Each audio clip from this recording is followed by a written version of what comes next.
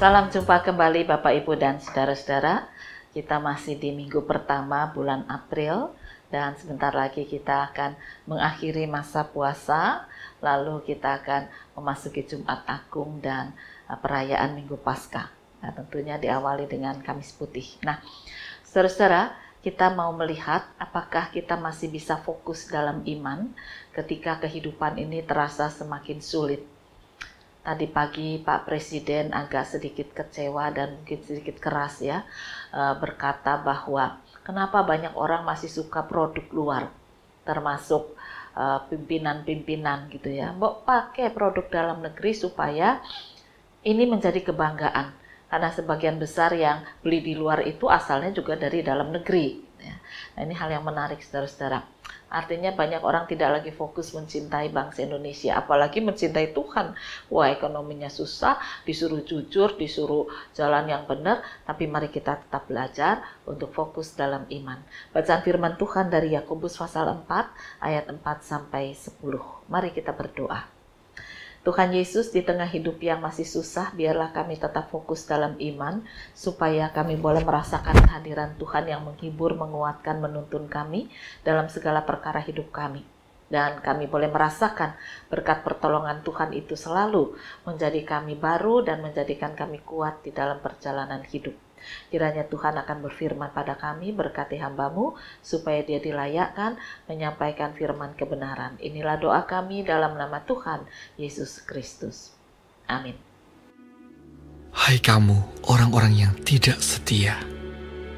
Tidakkah kamu tahu bahwa persahabatan dengan dunia adalah permusuhan dengan Allah?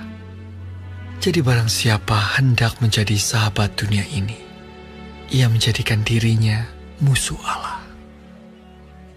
Janganlah kamu menyangka bahwa kitab suci tanpa alasan berkata, roh yang ditempatkan Allah di dalam diri kita, diingininya dengan cemburu. Tetapi kasih karunia yang dianugerahkannya kepada kita lebih besar daripada itu. Karena itu ia katakan, Allah menentang orang yang congkak, tetapi mengasihani orang yang rendah hati. Karena itu, tunduklah kepada Allah dan lawanlah iblis, maka ia akan lari daripadamu. Mendekatlah kepada Allah, dan ia akan mendekat kepadamu. Tahirkanlah tanganmu, hai kamu orang-orang berdosa, dan sucikanlah hatimu, hai kamu yang mendua hati. Sadarilah kemalanganmu, berduka cita dan merataplah. Hendaklah tertawamu kamu ganti dengan ratap, dan sukacitamu dengan duka cita. Rendahkanlah dirimu di hadapan Tuhan, dan Ia akan meninggikan kamu. Bapak, Ibu, dan saudara-saudara, dikatakan dalam surat Yakobus, mari kita tetap setia, jangan mendua hati. Sebab mencintai dunia itu menjadikan diri kita ini musuh Allah.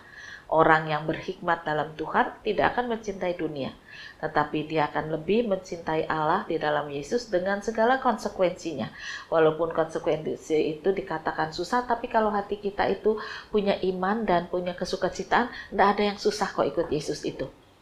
Orang mengatakan ikut Yesus susah karena apa? Karena tidak fokus, tidak serius, tidak sungguh-sungguh. Ya. Cuma ya semaunya aja, percaya ya percaya, tapi kalau kena susah ya jengkel. Nah, itu orang yang tidak sungguh-sungguh ikut Yesus. Nah, sebaliknya orang yang sungguh-sungguh ikut Yesus, tidak ada kesulitan apapun. Ya. Banyak kesaksian tentang itu. Dipenggal, disiksa, hartanya diambil, rumahnya dibakar, dan kemudian tidak dapat pekerjaan, tidak bisa naik pangkat. Tapi kalau dia fokus dalam iman, dia akan selalu merasakan aku cukup, aku bahagia. Karena Tuhan yang membuat aku menikmati setiap detik kehidupanku. Nah, demikian juga dengan firman Tuhan yang mengajarkan jangan mencintai dunia, sebab itu menjadikan diri kita musuh Allah. Dan kalau sudah musuh dengan Allah, waduh susahnya setengah mati. Mau balik susah, nggak balik kita ingat cinta kasih Tuhan. Mau balik ada rasa malu, rasa takut, aku yang sudah meninggalkan, aku berkhianat.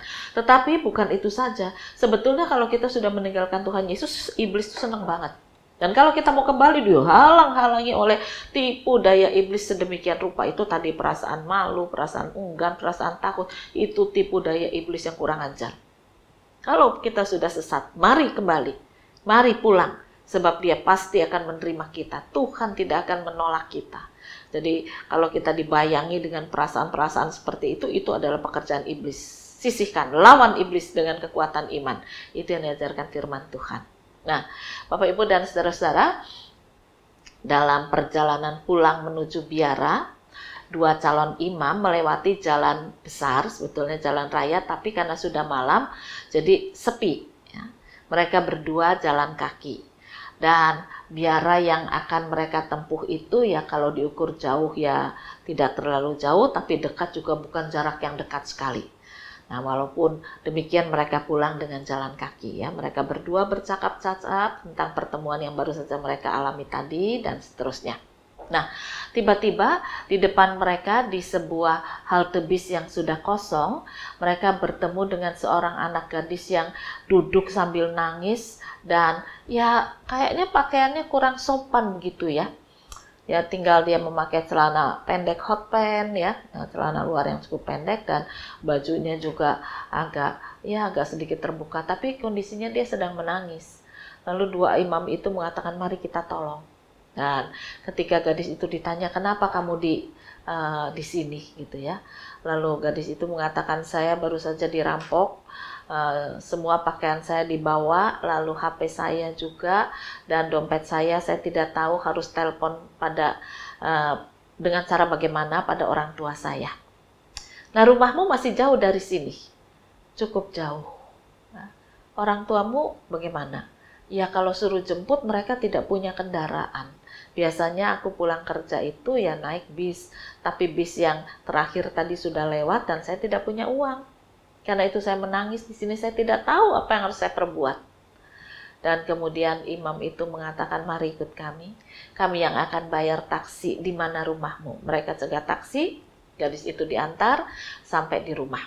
Nah, dan karena sudah malam, maka mereka katakan taksi inilah yang akan mengantar kami ke biara.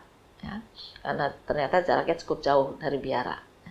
Anak gadis ini selamat, pulang diterima orang tuanya dengan sangat bersyukur dan berterima kasih. Lalu dua calon imam ini pulang sampai di biara. Nah, apa yang terjadi?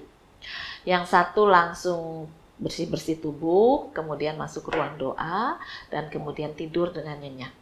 Yang satu sama, ya, bersih-bersih tubuh, lalu masuk ruang doa, lalu mau tidur, tapi nggak bisa tidur. Ya, kenapa? Dia terbayang gadis cantik tadi. Wah kok elok ya, kok kasihan ya, keluarganya juga kasihan. Tapi terlebih lagi itu loh gadisnya itu masih cantik, muda, kok sudah ngalami berbagai macam hal. Kalau saya sebagai laki-laki ada di sana, tentu saya bisa menolong dia. Kan dia sudah menolong, tapi rasanya itu pertolongan yang ada batasnya. Nah, dia berpikir kalau nggak jadi imam, rupa-rupanya saya bisa menolong lebih daripada ini. Lalu dia akhirnya tertidur dalam sedikit gelisah.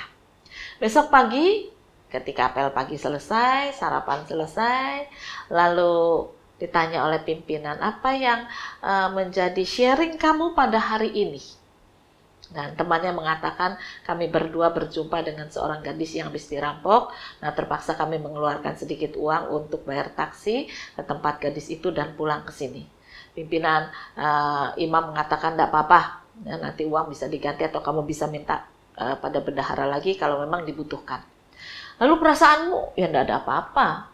Saya pulang malam terus tidur dan pagi ini sehat di sini. Lalu kamu bagaimana? Pimpinan imam tahu wajah yang satu ini kok agak muram. Apa kamu nggak bisa tidur? Iya. Kenapa? Aku teringat terus akan gadis cantik tadi. Nah, yang tadi malam ditemukan itu kok ingat terus. Rasanya ada sesuatu yang ganjel di hatinya.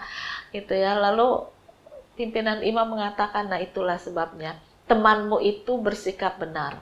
Dia mengantar gadis itu pulang, lalu selesai, dan tidak dibawa gadis itu sampai ke biara. Oleh karena itu dia bisa tidur dengan nyenyak. Tapi kamu tidak.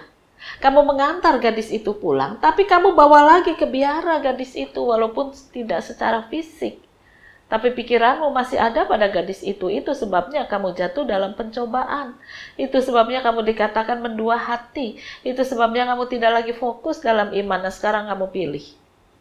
Kamu mau kembali fokus atau kamu mau mencari gadis-gadis seperti itu? Itu kebebasan kok. Tidak dilarang. Tinggal kamu berpikir dan kamu menentukan sikap. Nah, berhari-hari calon imam ini kebingungan terus. Akhirnya temannya tadi mengatakan gini loh, tak ajari ya. Kalau kamu mau nurut, fokus lagi. Ya, kalau kamu niatnya memang ingin menjadi imam, tinggalkan gadis itu di rumahnya bersama dengan orang tuanya. Kalau kamu masih mau mendoakan, doakan dia. Tapi jangan bawa gadis itu dalam hatimu, dalam pikiranmu, dalam kehidupanmu. Bawalah dia dalam doamu saja, supaya gadis itu punya masa depan dan keluarganya juga baik. Selesai. Lalu temannya itu mengatakan, bantu aku ya. Rupanya aku sudah mendua hati.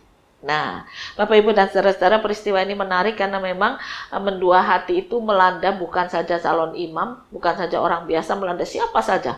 Masyarakat biasa bisa, orang gereja biasa bisa, calon imam bisa, calon pendeta bisa, siapa saja bisa digoda oleh iblis. Oleh karena itu dikatakan kembali fokus dalam iman dan lawan iblis dengan sangat keras. Apa yang menjadi tujuan hidup kita? Mengikut Kristus. Nyatakan itu. Ya, nyatakan itu. Jangan kita kemudian mendua hati, mulai mencintai dunia ini, maka kita akan terjebak, kita akan jatuh. Tinggalkan apa yang harus kita tinggalkan, lanjutkan apa yang harus kita lanjutkan. Teman calon iman tadi mengatakan, aku meninggalkan dia di rumahnya, ya, bersama dengan orang tuanya. Aku pulang hanya untuk mendoakan. Tapi kamu, tubuhnya kamu tinggalkan, ya, parasnya, cantiknya masih kamu bawa. Dan itu yang menggoda kamu. Aku kalau ditanya, masih ingat nggak cantiknya? Udah nggak tahu. Karena gadis cantik itu begitu banyak.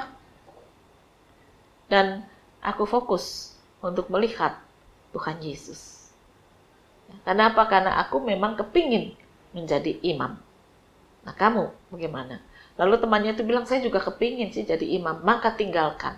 Usir kuasa iblis. Ini baru sekali. Kita baru calon imam. Ujian masih banyak.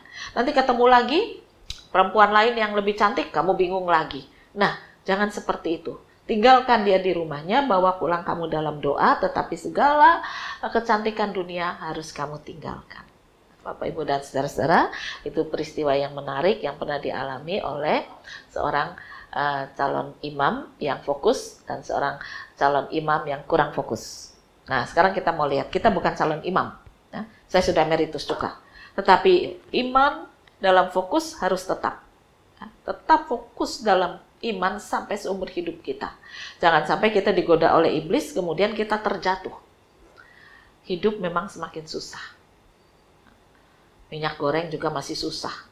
Di toko itu harganya udah nggak tahu dah saya. Ya. Tapi itulah fakta hidup. Dan disitulah banyak orang tidak lagi fokus dalam imannya.